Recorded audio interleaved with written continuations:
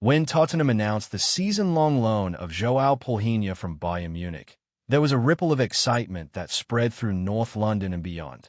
Here was a player with a reputation for combative midfield mastery, a Portugal international whose arrival promised to give Spurs the balance they so desperately sought. After seasons of creative flair unprotected by a true defensive screen, the club looked to have found exactly what they needed. Every transfer window brings its share of speculation and drama, but this one seemed different because it felt like the missing piece of a puzzle that fans have been talking about for years. Somewhere around the halfway mark of this story, I should point out, if you haven't already, please subscribe to the channel and press the bell button so you never miss a single update, match preview, or insider analysis we deliver straight to passionate viewers like you. Tottenham supporters have suffered through near misses and thrilling runs that ended too soon, and knowing that each new signing could be the one to push the club over the line makes following every detail essential. So now, let's dive in and explore why Palhinha's loan move is so significant, how it came about, and what it means for the present and future of Spurs. Palhinha's journey to this moment is not a straight line from one big club to another. It's a path marked by hard work, adaptation, and the development of a playing style that blends physicality with tactical intelligence. He began his career in Sporting Lisbon's renowned academy, absorbing the club's emphasis on ball control, positional awareness, and a certain Portuguese flair that underpins their midfield philosophy. Sporting's youth ranks have produced some of the game's brightest talents, and Palhinha was no exception.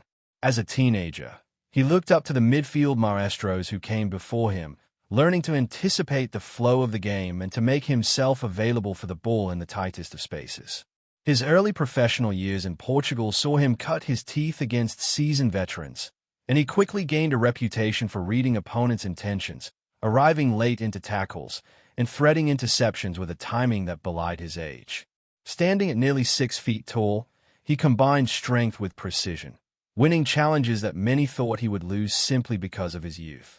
That duality, raw power harnessed by refined technique, would soon catch the eye of clubs beyond Portugal's borders. When Fulham came calling in January 2022, Palhinha faced the challenge of adapting to one of the world's most demanding leagues, the Premier League. Fulham, a club with its own blend of flair and grit, offered him the chance to prove himself on the biggest domestic stage. The tempo was higher, the tackles harder, and the tactical demands more complex. No longer could a midfielder rely solely on strength or solely on skill. He needed to combine the two and then adjust to the relentless pace week in, week out. Palhinha's debut was promising, displaying a fearlessness in duels and an ability to break up play with incisive tackles. Supporters quickly noticed his impact. Where Fulham's more creative players needed the freedom to express themselves, Palhinha provided the protection that allowed those attacks to build from a solid foundation. He became the linchpin in a midfield duo or trio, often sitting just in front of the back four and sweeping away counterattacks. His numbers told part of the story. He led the Premier League in tackles, with 300 in a single season, 109 more than anyone else, and ranked 6th for interceptions with 92. But beyond the raw figures, it was how he made those tackles, time and time again, winning the ball without conceding fouls or committing to a challenge and recovering himself to keep the team structure intact, that earned him plaudits from teammates, opponents, and pundits alike. By the time Bayern Munich activated his release clause in 2024 for £42.3 million, Palhinha had passed the test in England and was ready for a new challenge. Moving to Bayern meant joining a squad laden with stars, where competition for every position was intense. Joshua Kimmich, Leon Goretzka, and other midfield luminaries stood in his path to regular starts. In such an environment, Palhinha's minutes were limited to 17 Bundesliga appearances, a fraction of what he had enjoyed at Fulham. Yet even in that limited time, his qualities shone through. Teammates spoke of his leadership in training, urging them on and maintaining high standards. Coaches valued his tactical flexibility.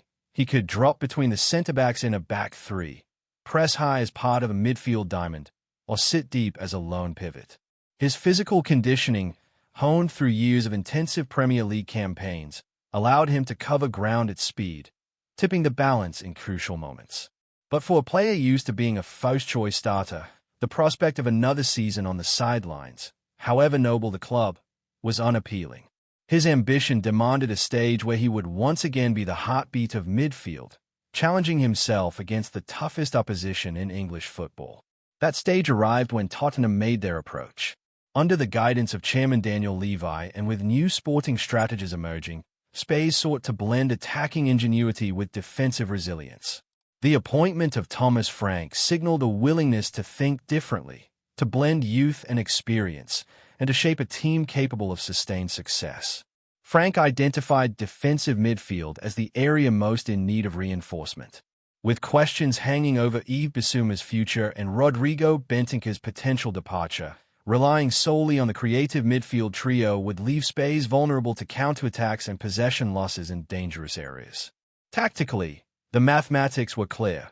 To unleash players like Dejan Kulusevski, James Maddison, and midfield-in-waiting Pape Matar Sarr, the team needed a stern defensive screen.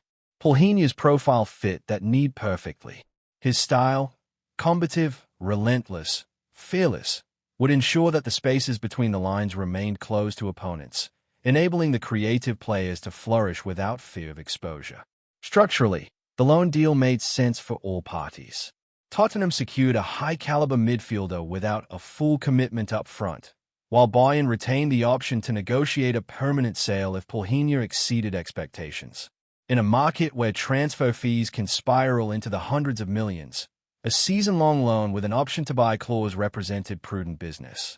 It allowed Spurs to manage financial fair play constraints, mitigated the risk of a permanent signing that failed to adapt, and gave Palhinha a clear stage on which to demonstrate his Premier League credentials once more. Within days of the announcement, fans took to social media to celebrate, imagining how their new midfield enforcer might alter the team's fortunes. Conversations in pubs and online forums turned to speculation. Would Palhinha slot in alongside Pape Matar Sarr in a double pivot? Could he form a triad with Bentancur and Bissouma if they stayed? How would his aerial prowess change Spurs' defensive setup on corners and free kicks? The anticipation was palpable. Of course, acquiring a player with Palhinha's style carries its own risks. His combative approach, while invaluable in winning duels, has previously earned him 27 yellow cards across 2 seasons in England, at least 5 more than any other player in that period. Discipline would be a key concern. In a league where referees clamp down on late or late-arriving tackles, Frank would need to ensure Palhinha channeled his aggression intelligently, avoiding needless bookings that could force him to miss crucial matches. The coaching staff would work with him on timing challenges, using video analysis to refine his decision-making and perhaps even adjusting his recovery runs to avoid mistimed tackles. Fans, meanwhile, would watch with bated breath whenever Palhinha committed to a full-throttle challenge, hoping to see the ball won cleanly rather than a second yellow card flashed. Yet the potential upside far outweighed the downsides. In a Premier League season littered with narrow scores and late comebacks, a midfield general capable of intercepting a through ball or snuffing out a counterattack could mean the difference between a top-4 finish and another frustrating near-miss. Palhinha's ability to win aerial duels was particularly valuable. Spurs had suffered lapses defending high balls into the box, often conceding cheap headers or failing to clear set-piece situations. With Palhinha in the team, those scenarios would be met with a player who wins nearly 2 out of every 3 aerial battles, statistics that can be decisive in tight games. Leadership was another facet that made Palhinha so attractive. At Bayern, even with limited minutes, he was respected for his work ethic, his calm presence under pressure, and the way he marshaled teammates around him. In training sessions, he demanded focus and intensity, driving those around him to maintain the highest standards. For a team transitioning under a new manager, having a senior figure in the dressing room who could set the tone was essential. The respect he commanded, earned through years of battling in top leagues and international football, meant that young players would listen and learn. When the pressure dial is turned up, during a London derby or a late-season push, Palhinha's experience in high-stakes situations would prove invaluable.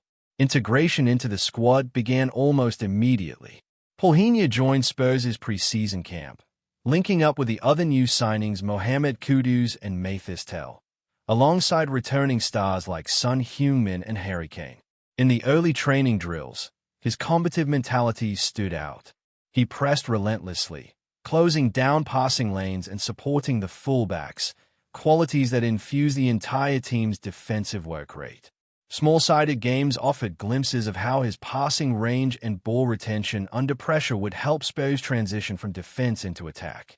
Under the watchful eye of Frank and his coaching staff, Palhinha quickly adapted to Spurs' tactical nuances: when to step up to cut off a passing option, when to drop deep to form a back five, and how to communicate seamlessly with the centre-backs Davinson Sanchez and Christian Romero.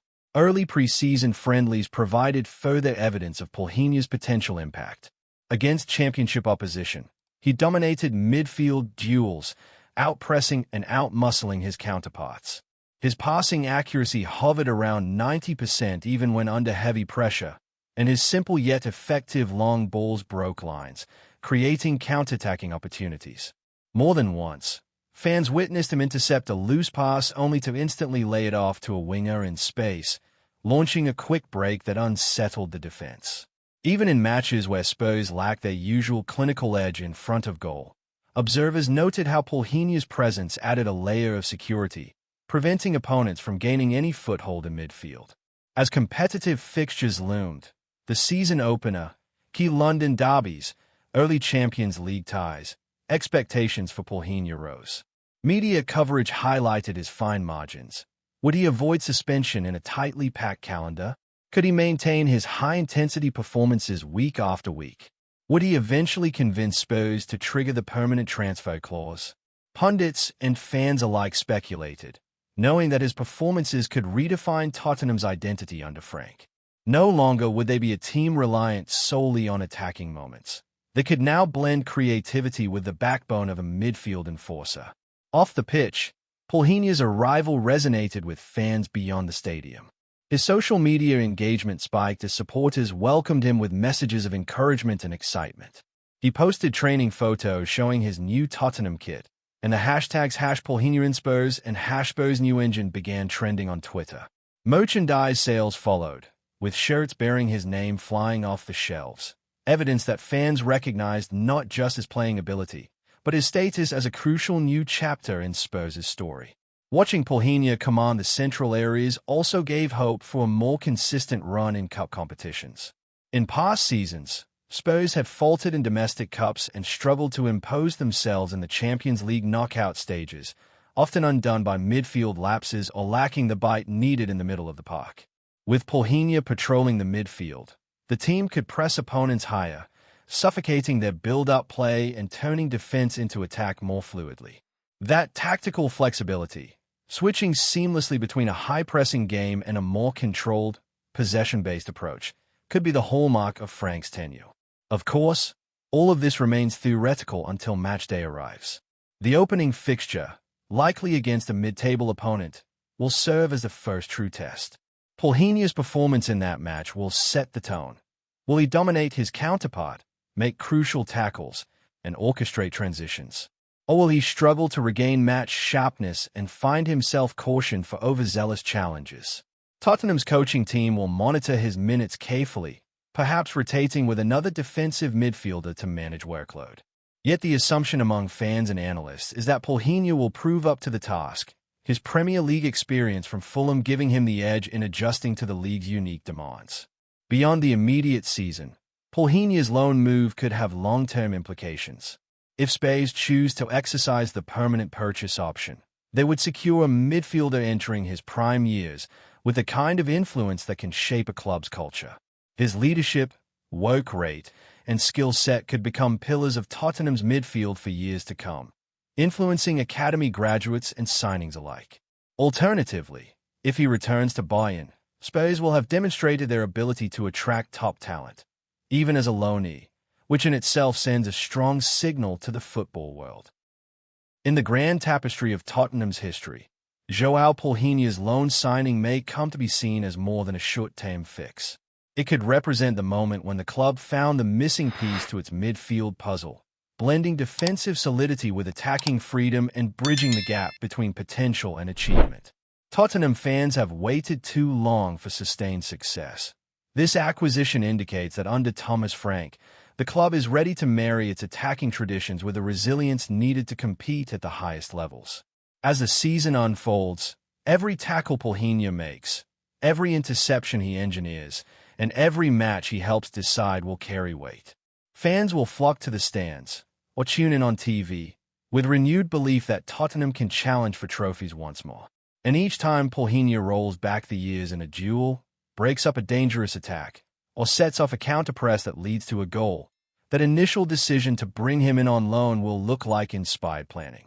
So as Tottenham head into the new campaign, all eyes will be on João Palhinha. His season-long loan might start as a one-year story, but its impact could echo through the years ahead. If you've enjoyed this deep dive into Palhinha's move to Spurs, remember to subscribe and press the bell so you're always first in line for the next transfer update, analysis, and match breakdown. Tottenham's midfield has a new guardian, and the quest for glory feels closer than ever.